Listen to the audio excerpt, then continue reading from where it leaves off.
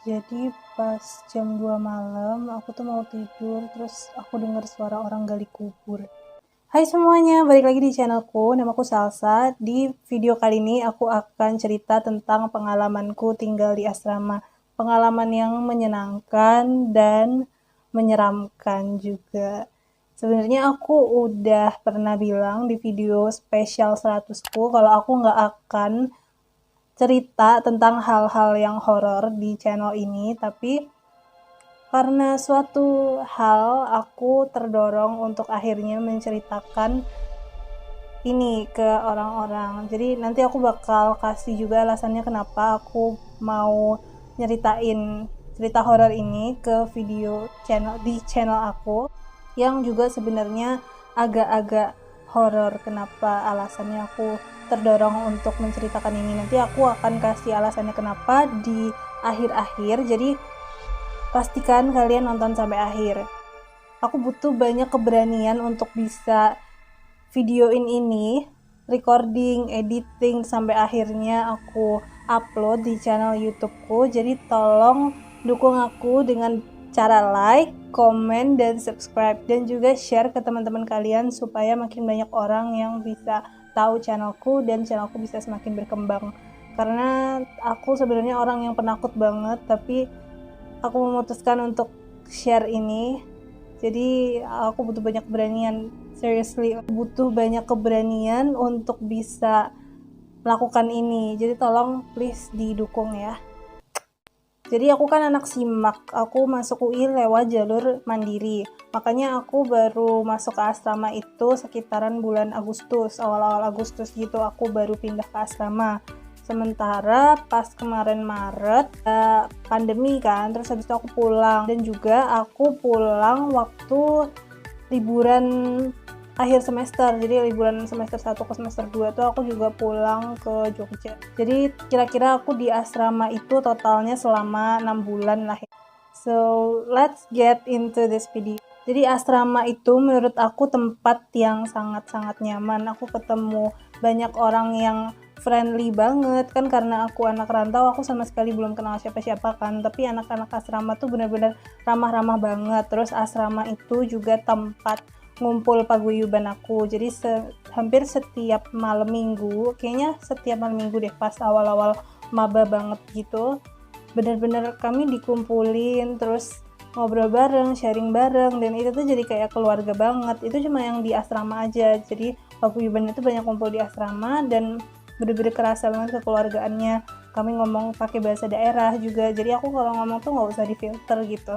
Karena kalau sama orang yang lain daerah sama aku, kalian pasti nanti ngerasa deh kalau misalnya lagi ngerantau gitu ya, yang ada di otak kalian tuh tiba-tiba tuh cuma bahasa daerah doang gitu. Jadi aku sering banget kayak keceplosan gitu kan, ngomong pakai bahasa Jawa ke teman aku yang asli Jakarta. Aku pernah kayak minta tolong sama dia, tolong ambilin setip dong. Terus dia tuh kayak, hah, iya setip itu loh, setip apa sih, setip apa sih. Makanya aku baru sadar kalau oh iya ya, dia kan nggak ngerti gitu. Jadi aku kayak harus difilter banget pas awal-awal maba gitu tuh, aku harus ngomongnya bener-bener pakai bahasa Indonesia. Dan kalau sama anak-anak paguyuban ini aku bener-bener bisa lost gitu ngomongnya. Dan juga anak-anak asrama tuh ramah-ramah banget. Jadi aku hampir satu lantai di gedung aku tuh aku kenal semua. Sementara kalau temen aku yang ngekos sebelah kamarnya aja dia tuh gak kenal itu siapa. Biaya bulanannya juga murah banget. Kalau untuk yang asrama putri itu 300 per bulan. Itu juga menurut aku udah lumayan sih, udah worth it 300 per bulan. Kamar mandi luar, gak pakai AC atau kipas angin segala gitu. Tapi biaya makannya juga murah banget gitu. Aku makan tuh bisa satu porsi itu kadang 5.000 gitu, 5.000 6.000 kayak di warteg gitu lah, murah dan nyaman. Pokoknya aku udah top banget deh di asrama tuh menurut aku. Apalagi ada wifi-nya di lobby, dan di lobby tuh aku bisa sambil ngobrol-ngobrol sama orang baru gitu, jadi aku lebih banyak temen baru juga. Tapi ini setiap hal itu pasti punya sisi positif dan negatifnya ya. Semua yang kuliah di UI juga pasti tahu kalau asrama itu tempat yang angker, horor, stereotipnya sih kayak gitu ya. Karena asrama itu kan terpencil banget, dia tuh sebelahnya hutan UI, Jadi kayak kalau malam gitu ya, apalagi tuh kayak hening banget, terus juga sepi banget gitu, jadi agak-agak serem gitu. Setahu aku gedung C itu gedung yang paling angker se-asrama UI sih, kayak anak-anak UI itu juga udah tahu gedung C itu tuh yang paling-paling gitu, karena dia memang udah bangunan lama gitu. Terus kalau menurut aku juga ya, menurut aku pribadi gedung A itu juga serem karena dia tuh lorongnya tuh sepi gitu loh. Aku dengar di asrama tuh ada anak yang waktu lagi tidur diseret, lagi ngaji badannya panas. Ada juga kamar yang nggak boleh ditempatin juga karena dulunya tuh sedengar aku anak yang tinggal di kamar itu tuh sering diganggu. Tapi entah aku nggak tahu itu di gedung mana yang kejadian-kejadian kayak gitu. Cuma ada anak di sebelah kamar aku sendiri, dia tuh lagi selfie malam-malam, terus pas dilihat HP-nya, matanya tuh putih semua waktu dia selfie. Padahal aku ada di gedung F2, which is gedung baru yang ada di asrama UI. Tapi hal kayak gitu juga bisa kejadian. Aku tuh literally selalu menghindar ketika teman-teman aku lagi cerita hal-hal horor di asrama, karena kan aku tinggal di asrama, aku tinggal sendiri. Nanti kalau misalnya aku takut, aku harus berlindung sama siapa? Makanya aku biasanya menghindar aja ketika ada orang yang lagi cerita hal-hal mistis dan horor tentang asrama, daripada ntar aku kepikiran dan gak bisa tidur. Tapi walaupun aku sering menghindar ketika orang-orang lagi nyeritain hal-hal mistis dan horor tentang asrama, aku malah mengalami sendiri. Pengalaman aku ada beberapa cerita-cerita horor yang aku alami di asrama. Yang pertama adalah aku tindihan dengar suara Mbak Kunti.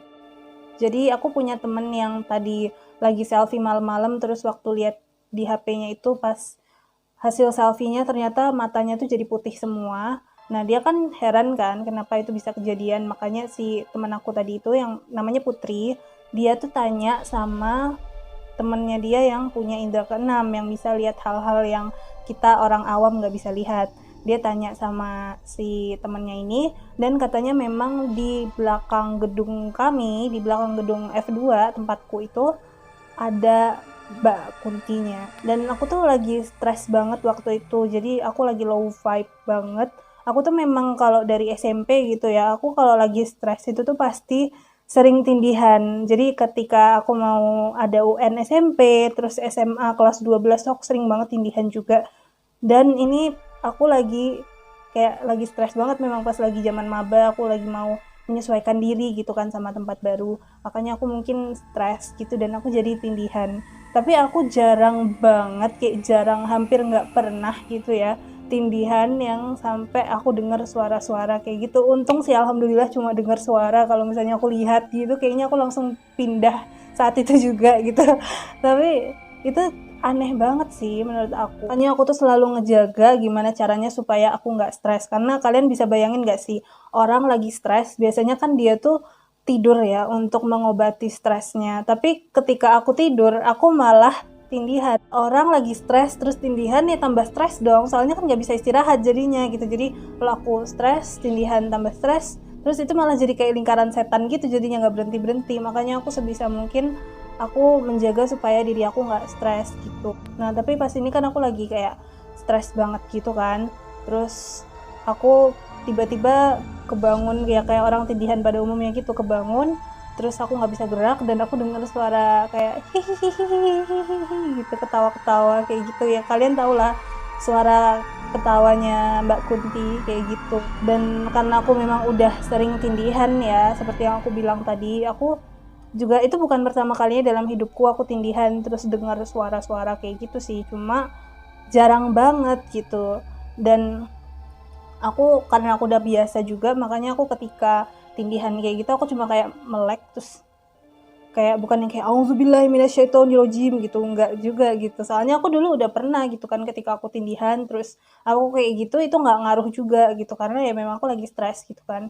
Terus ya udah, aku ketika aku tindihan dan aku dengar suara ketawa itu hihihi gitu, aku langsung kayak hah, apa sih ini gitu. Ah bodo amat lah, gue lagi tindihan, ya udah tidur lagi aja gitu. Aku kayak nggak menghiraukan sama sekali kalau aku tuh sebenarnya lagi tindihan gitu. Jadi kayak aku tiba-tiba kebangun, nggak bisa gerak, dengar suara aneh, ya udah tidur lagi aja.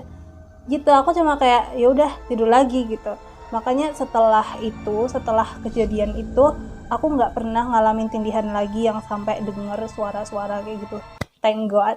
Kayak aku pernah sekali setelah itu, aku tindihan, kayaknya aku pernah, jadi kayak pas di asrama awal-awal banget itu aku tindihan dengar suara Mbak Kunti itu. Terus beberapa bulan kemudian gitu ya, kayaknya pas aku mau sebelum pulang pas ada covid itu, aku kayak panik banget gitu kan. So, aku tindihan lagi tapi nggak dengar suara kayak gitu. Jadi mungkin karena menurut asumsiku ya, mungkin mbaknya ini berusaha mengganggu aku tapi aku nggak terpengaruh gitu kan. Aku bukan yang kayak takut, ya ampun ya Allah gitu. Aku cuma kayak bangun terus, oh aku tindihan, oh oke, ya udah gue nggak bisa gerak, ya udah tidur lagi aja gitu. Kayak aku kayak mungkin aku terlalu bodoh amat gitu ya, makanya dia jadi kayak males nih orang nih, nggak asik nih gitu, ya udah gue cari yang lain aja dah gitu kali ya. Jadi dia nggak pernah gangguin aku lagi, at least aku nggak pernah dengar suara-suara kayak gitu lagi. Tapi belum selesai, walaupun aku udah nggak digangguin lagi waktu aku tidur, masih ada cerita lain. Jadi yang kedua, kamarku diketok jam 12 malam. Dua-duanya diketok, pintuku dan jendelaku. Jadi di video aku yang sebelumnya di klarifikasi stereotip sastra Inggris itu, aku cerita karena aku anak FIB, aku harus tes bahasa Inggrisnya itu ketika Januari. Jadi waktu ini khusus buat di angkatan aku doang sih, karena kan simaknya waktu angkatan aku itu juga ada untuk simak reguler kan. Makanya UI itu menerima lebih banyak mahasiswa baru dibandingin tahun-tahun sebelumnya. Jadi balairungnya itu nggak cukup gitu untuk tempat tes bahasa Inggris semua mahasiswa baru UI.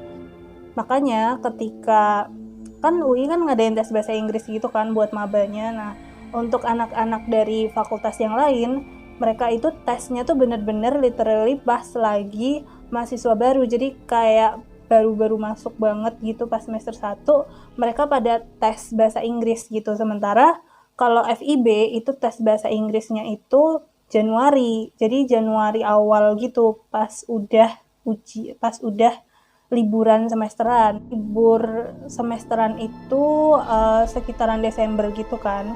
Padahal aku tesnya tuh Januari awal. Jadi kayaknya Desember tanggal 20-an itu tuh aku udah libur semesteran. Terus aku baru tes untuk bahasa Inggris itu Januari awal. Nah, itu kan lumayan lama ya jedanya. Kalau misalnya aku nungguin di asrama tuh kayaknya bakalan sepi gitu asramanya. Makanya aku pulang dulu ke Jogja, terus habis itu aku balik lagi ke Jakarta di awal Januari. Lampu kamarnya tuh mati gitu, dan aku juga tahu dia tuh lagi ke lobby, jadi dia lagi nggak ada di kamar gitu loh. Tapi aku dengar suara ketok-ketok 2 kali tadi.